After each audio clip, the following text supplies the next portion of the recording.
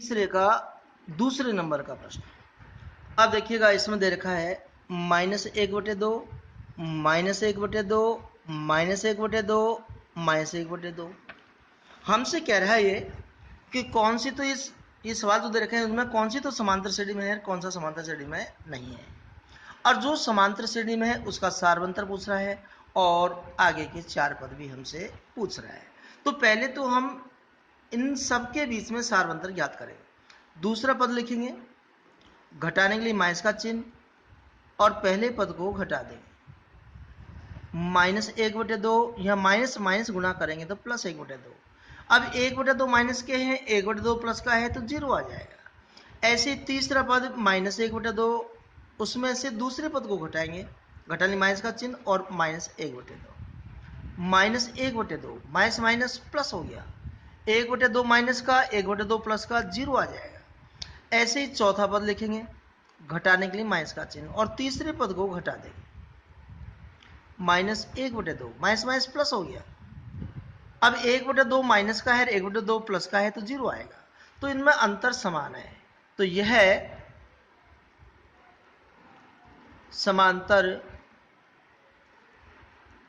श्रेणी है। और जो समांतर श्रेणी है उसमें सार्व अंतर पूछ रहा है और आगे के 4 पद पूछ रहा है। तो इस सभी में अंतर 0 का है तो सार्वंतर 0 हो गया। अब आगे के 4 पद पूछ रहा है। आगे के 4 पद का मतलब हमें 4 पद तो दे रखा है, पहला पद, दूसरा पद, तीसरा पद और चौथा पद। हमसे आगे के 4 पद का मतलब 5वां पद, 6ठा पद, 7वां पद और 8वां पद पूछ रहा है। तो हम देखिएगा 5वां पद याद कर रहे हैं पहले। अब चौथा पद को लिखेंगे, उसमें सार्वंतर को जोड़ देंगे, जोड़ बाकी में 0 का कोई महत्व नहीं है तो -1/2 आ जाएगा। छठा पद हम याद करेंगे तो 5वें पद में फिर सार्वंतर को जोड़ेंगे तो 0 कोई महत्व नहीं, -1/2 आएगा। 7वां पद निकालेंगे तो छठे पद में सार्वंतर जोड़ देंगे, -1/2। 8वां पद, 7वां पद लिखेंगे, इसमें फिर सार्वंतर 0 जोड़ देंगे, -1/2। अब देखिएगा 5वां पद -1/2, छठा पद -1/2, 7वां पद -1/2, 8वां पद -1/2। यह हमारा आंसर है। तीसरे नंबर का प्रश्न ए है, फिर a² है, a⁻³ है और a⁻4 है। अब पहले तो हम अंतर निकालेंगे, दूसरे पद में से पहले पद को घटा देंगे। तो यहाँ a² है, यहाँ ये तो घटेगा नहीं, तो पहले हम इसमें से a कॉमन लेंगे। अब a² में a का भाग देंगे तो a आएगा, a में a का भाग 1 बार।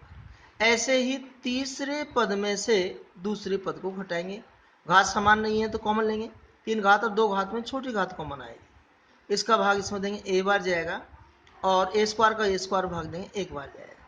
अब चौथे पद में से तीसरे पद को घटाएंगे तो यहाँ 1⁻³ कॉमन आ जाएगा, 1⁻³ का भाग 1⁻4 में देंगे, भाग देंगे घात घट जाती है, 4 में से 3 घटाए तो 1 घात, 1 लिखो तो लिखो, नहीं मत लिखो। 1⁻³ में 1⁻³ का भाग देंगे तो 1 बार। अब देखो यहाँ ये अंतर जो आया है, पहले में, दूसरे में और तीसरे में समान नहीं है, कोष्टक तो समान है लेकिन भार की संख्या समान नहीं है, इसलिए ये समांतर श्रेणी नहीं है। अतः यह समांतर श्रेणी नहीं है। जो समांतर श्रेणी नहीं है उसमें सार्वंतर नहीं बताएंगे, आगे के पद भी नहीं बताएंगे। अब चौथा सवाल हम √3, √6, √9 और √12। देखो जी, अब हम जैसे गुणनखंड करते हैं 3 के नहीं होते, 6 के गुणनखंड होते हैं 2 और 3, लेकिन जोड़ा नहीं बनता है, इसका मतलब वर्गमूल पूर्ण रूप से नहीं आता है, तो आगे हम करेंगे नहीं। अब दूसरे पद में से हम पहले पद को घटाएंगे, √6 माइनस √3।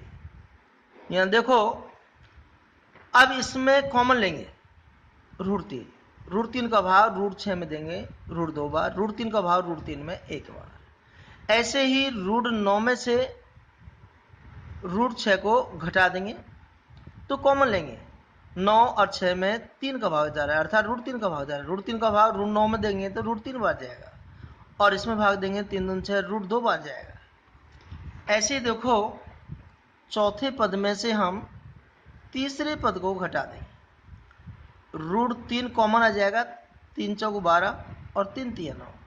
अब यहाँ देखो जो कॉमन लिया है हमने, उसमें बाहर तो समान है लेकिन ब्रैकेट के अंदर समान नहीं है, अर्थात हमारा सार्वंतर समान नहीं है। चाहे अपन लिख सकते हैं यहाँ